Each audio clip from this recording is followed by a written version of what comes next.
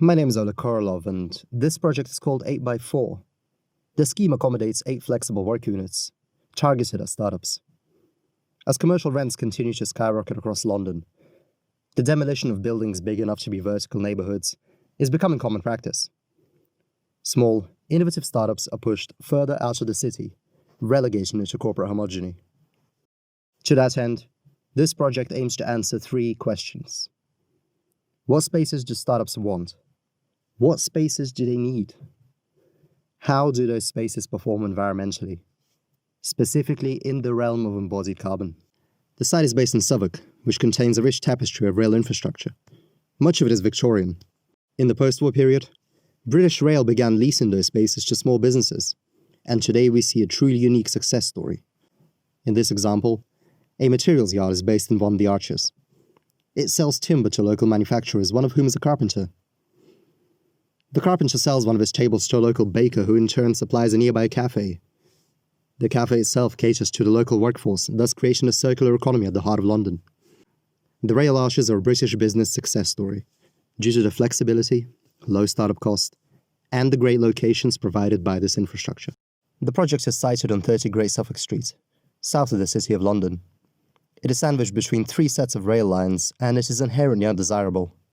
It is only when we look at the site from above we can see the opportunities afforded by this unique footprint. Starting on the ground, pedestrian access is enabled by the frontage on the Great Suffolk Street. On the other side, the clearance of temporary structures under the Eastern Rail Viaduct could provide vehicular access to the site. In addition, the North and South Rail Viaducts lend themselves to the creation of a permeable boundary that could further open up the site to the surrounding neighbourhood.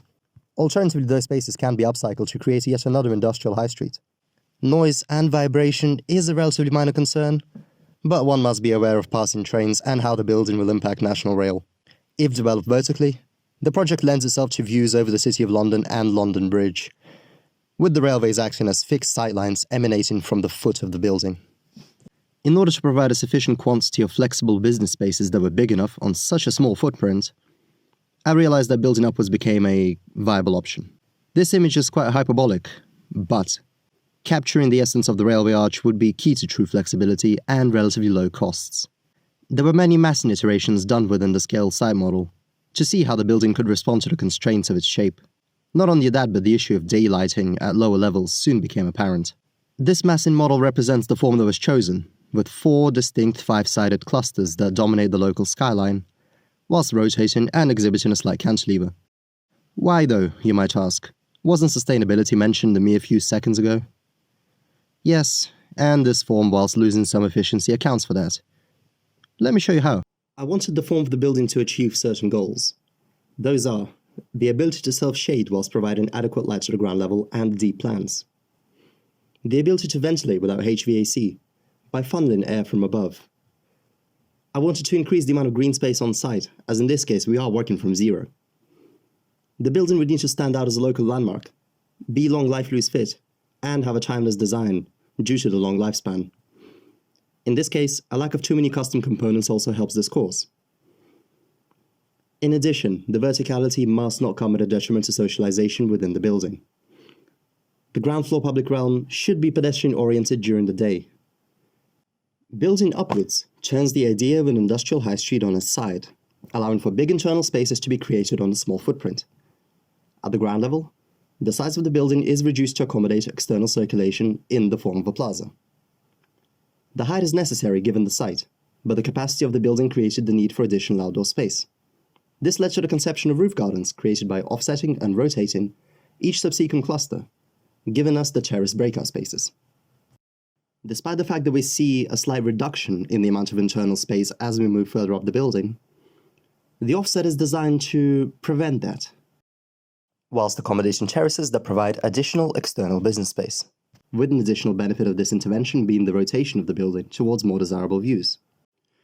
Finally, the southern faces of the upper 3 clusters are self-shaded, with the facades rotated at 20 degrees to prevent overheating and glare.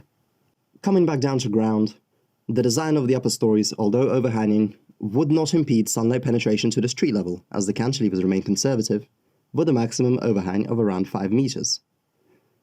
The angled facades are designed to aid in solar penetration to the ground level.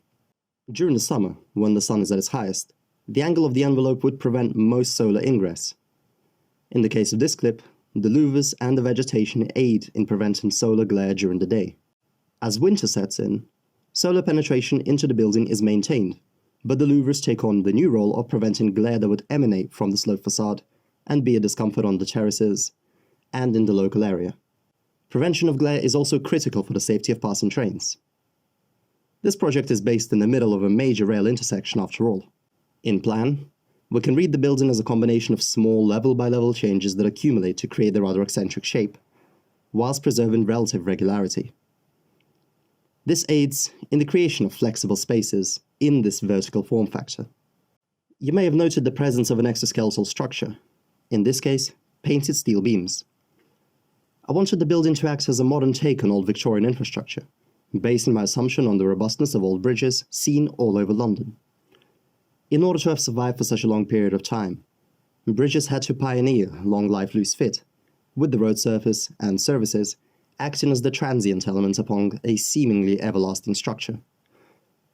By specifying an oversized skeleton, my building aims to do the same. The proposal shuns the use of reinforced concrete, as the rebar rusts from within, destroying the cast and condemning the building. An additional handicap of these structures is the fixed floor height. In my proposal, the use of a steel exoskeleton allows for larger unit heights, within which the user can have the necessary spatial freedom for their business, much like they would under a railway arch. The steel exoskeleton acts as the determining component for the building's life cycle, in this case 150 plus years assuming regular maintenance. But what about the rest of the building, you might ask? Well, it's all still here, at least on paper. But seriously, let's talk about long life loose fit. CTBUH estimated the average skyscraper lifespan at 42 years. The idea behind this building is not to exclude the luxuries that we had come to expect from the built environment, but to adapt them to a more sustainable future. By that I mean, we must aim to prolong the life of components, replacing those that no longer work without tearing the whole building down. By maintaining the primary structure as a carbon sink, and considering carbon sequestration of the CLT floors, we can achieve a carbon-negative building with a lifespan of over a century by embracing long life loose fit. In other words, let's create a building where we replace what is broken, whilst leaving the rest alone. Looking at the details, we can see how this loose fit would work. CLT rests upon steel with a facade attached to it. The drawing is a section through levels 7, 8 and 9. The level 9 terrace is the same one that was shown in the solar videos. I would like to draw your attention to key details A and B. Whilst the CLT green roof isn't something to get excited about in 2020, the key takeaways here are the thermal block and the internal extrusion of the CLT. In A and B, the block prevents cold bridging as the exoskeleton takes on its internal role. In B, you can see that the CLT is extruded internally to provide the attachment point for the facade. It also creates a seal around the steel. Air handling is largely similar across the whole building. When dealing with large spaces, one can expect some heating to occur during the summer, with hot air rising. This is expelled via trickle ventilation in the facade system, whilst cool, fresh air is pumped mechanically from the roof. Accelerated cold air should naturally fall down the service riser due to its negative buoyancy. It is then circulated through each unit, creating cross-ventilation across the inlets and the facade trickle vents. In the winter, hot air still rises, yes, but now the system works in reverse, where air is pumped up from the central heating system in the basement, leveraging its buoyancy to reduce impact. It then gets pushed into the units via local systems in the core, and the flow can be forced towards the ground, delaying its inevitable rise and expulsion, in a similar manner to what is done in Stansted Airport and other larger spaces. Some businesses may inevitably opt for HVAC due to their unique requirements, but this system is seen as a secondary feature, which will need to be added, acting in tandem with the buoyancy ventilation. When we zoom out, we can see the building for what it is, a collection of 4 clusters which are broken up into 5 large units. There are some auxiliary spaces dedicated to the reception, back of house and servicing, but fundamentally, the image of stacked rail arches is not too hyperbolic after all. We know that the opportunities for startups requiring spatial flexibility and a central London location are scarce. This building addresses that by reimagining the industrial high street as a vertical neighborhood. In the process, the site is given an identity through a landmark development of a location that no one with an ounce of sanity would want to actually build on. Here we can see the ground floor plaza with the surrounding arches, recreated as 3 flexible units. The plaza is paved in its entirety. It needs to maximize open space to accommodate the morning commute of its occupants. It is actually split into 3 zones, with a central pathway, flanked by 2 sets of business frontage that can be used by the unit's occupants. The area to the back of the site is reserved for back-of-house traffic. During the day, the plaza is pedestrian. Planted trees break up the monotony and allow for drainage whilst the louvres shade from the sun and shelter from the rain. The 3 ground floor units are as flexible as they would have been 70 years ago, so whether a cafe, a product-based firm, or a collaborative workspace for creatives whose work does not resonate with an office setting, the goal is to maintain long life, loose fit. The reception area is designed to facilitate the movement of people and overall site management, featuring much of the back-of-house program and the landing points for 8x4's 3 elevators.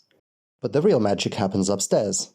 The space is large and robust, but the real distinction here is the use of temporary mezzanines. Some may prefer something light and cheap, a basic structure to divide the desk work from the machine work. There are different height requirements for each after all, and the added floor area is welcome. You effectively double the floor space if you add an intermediate level. Others may need a double height space to build sets, say a small media company, but their mezzanine reflects a more refined business. They know what they want and they can put it up for a long period of time, use better materials.